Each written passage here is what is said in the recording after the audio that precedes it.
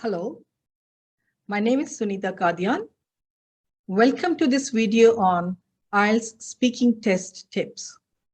So how is the IELTS speaking test taken? The other three tests, listening, reading, and writing, are taken together. Now the speaking test is taken separately. It's a face-to-face interaction with the examiner in a room where only you and the examiner are present. This test may be on the same day, the day on which the other three tests are taken, or 1 or 2 days prior to the other three, or maybe afterwards. And this test lasts for 11 to 14 minutes. Now, whether you are an academic student or a general training student, the speaking test is the same for both. And it is also the same whether you plan to take the computer delivered test or the pen and paper based test. So what happens in the speaking test? What kind of questions are you asked? Well, let's understand that. So initially, it's the check of your ID. You're asked your name. You're asked to introduce yourself.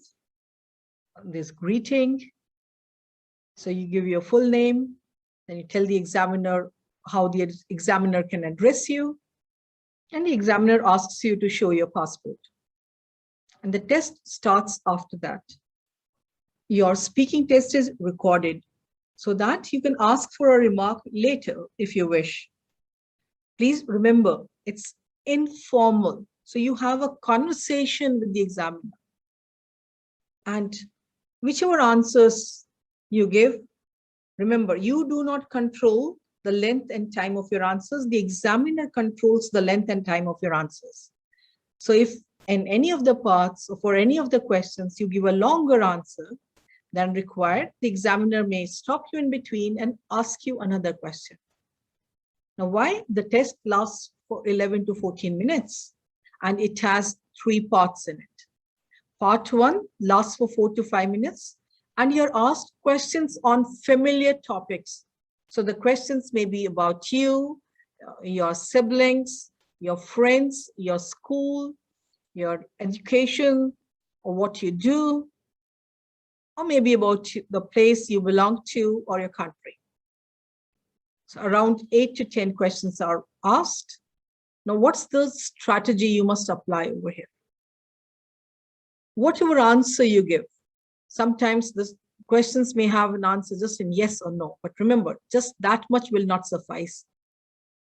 You must give reasons for your answer.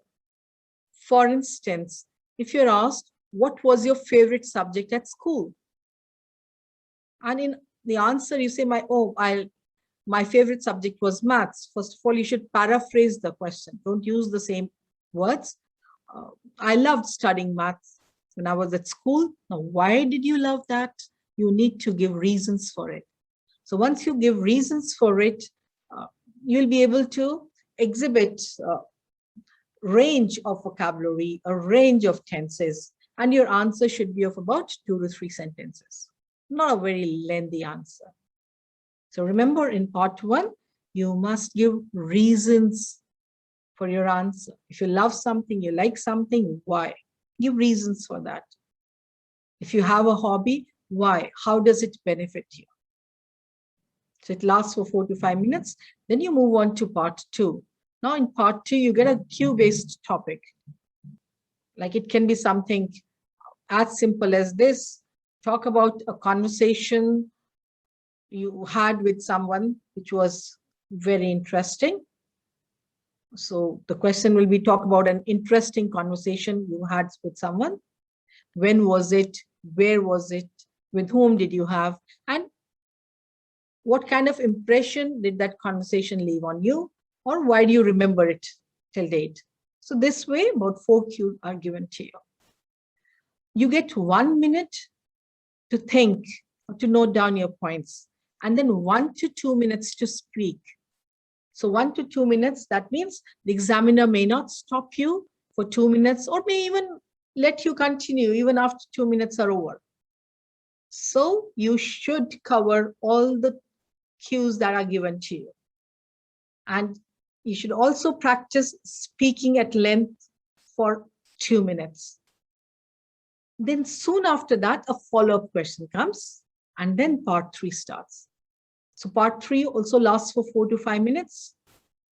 Now, what kind of questions are asked over here? Here it's more of a discussion based on what you say. And the examiner may come up with another question related to what you've just answered. And what kind of questions are asked over here? Questions are related to the topic in part 2. Whatever topic you get in your part 2, maybe something about weather, books, your interests, or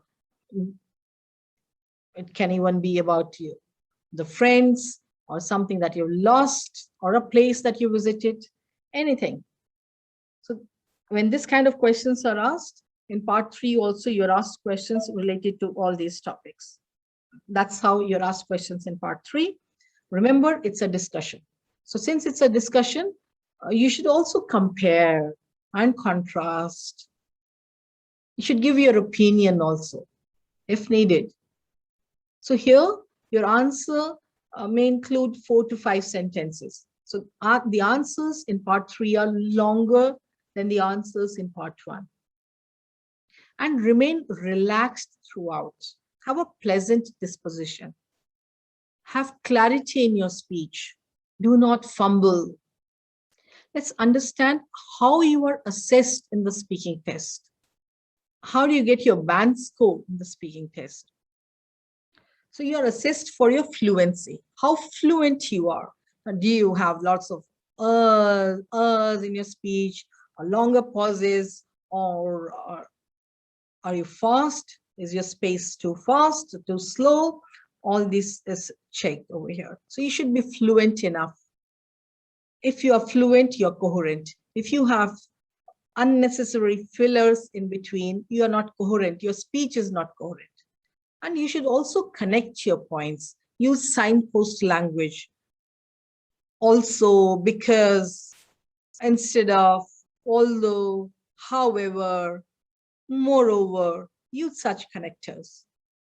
Then you are assessed for your vocabulary. What kind of vocabulary you use? Do you use same type of words throughout, or do you use a range of vocabulary?